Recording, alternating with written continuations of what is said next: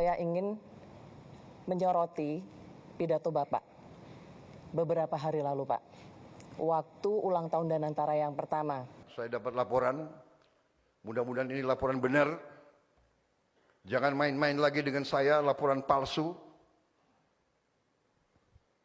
Laporan menyenang-nyenangkan. Laporan supaya bisa akal-akalan. Saya kasih peringatan keras ini. Terkait ini, boleh kasih konteksnya, Pak.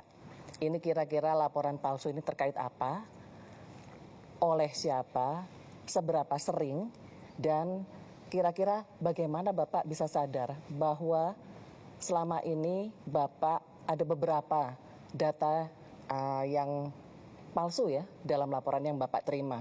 Karena gini Pak, kesalahan data itu dalam laporan akibatnya bisa fatal. Bisa salah prioritas, Bapak bisa salah alokasi sumber daya juga, apalagi Bapak kan pemimpin militer ya. Setidaknya dulu pernah menjadi pemimpin militer, dan dalam militer itu kalau salah data itu taruhannya nyawa, Pak. Nah, pertanyaan saya, apakah Bapak siap, benar-benar siap, Pak, untuk menerima laporan yang tidak menyenangkan? Itu yang pertama. Kemudian, saya pengen tahu juga upaya-upaya apa yang Bapak lakukan untuk meng-cross-check kebenaran laporan-laporan yang Bapak terima.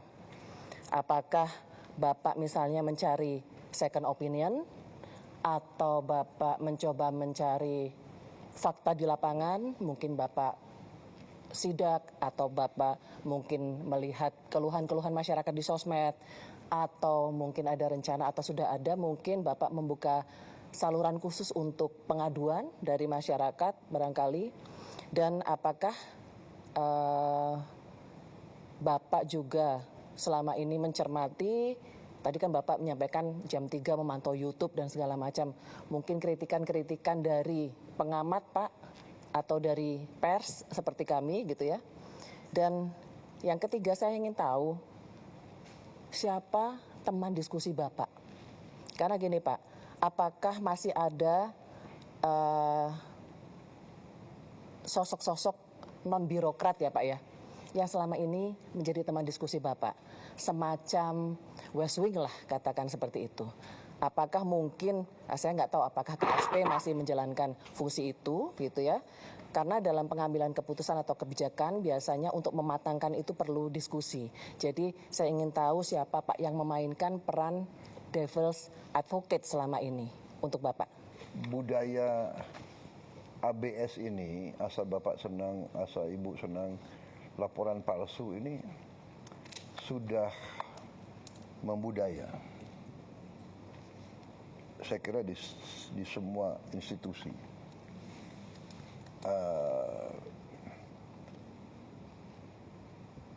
This is part of our problem. Ya, benar.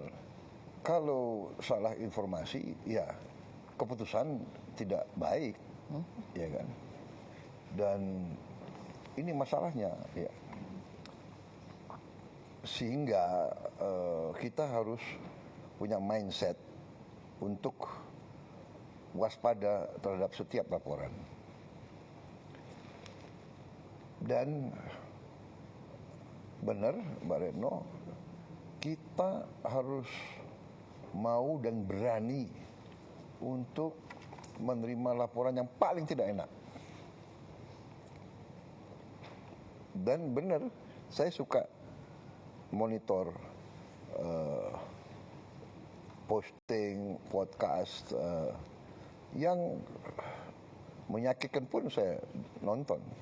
Karena saya anggap walaupun dia nyerang begitu dengan cara yang tidak baik, umpamanya ya, dan kadang-kadang saya ambil kesimpulan, oh ya, dia hanya motivasinya hanya dendam aja, nggak apa-apa. Tapi bagi saya ini, bagi saya itu adalah justru membuat saya lebih waspada. Jadi saya sebetulnya walaupun kurang ajar dia, tapi oh ya saya harus lebih waspada. Baru saya cek. Ya, karena itu kemarin tuh di Danantara, laporan pertama, Pak, 1 tahun hasilnya bagus, begini. Saya kejar dia, yuk laporan benar nggak? Yuk jangan. Ngerti nggak? Jangan nyenengin saya. Ini saya pegang loh. Saya ini sekarang bertanggung jawab atas Danantara. Enggak Pak, begini bisa ya. Saya bisa audit ya. Siap Pak. Itu dasarnya saya ngomong begitu. Kita harus realitas lah. Dan kita harus siap kita harus siap terima tidak baik. Kita harus siap dimaki-maki. Kita harus siap dicurigai. Nggak apa-apa. Saya belajar banyak. Seorang pemimpin yang baik tidak boleh takut menghadapi kesulitan. Kalau pemimpin yang unggul, lihat kesulitan, harus dikejar kesulitan itu. Rush to the problem. Hadapi. Solve the problem. Nah itu.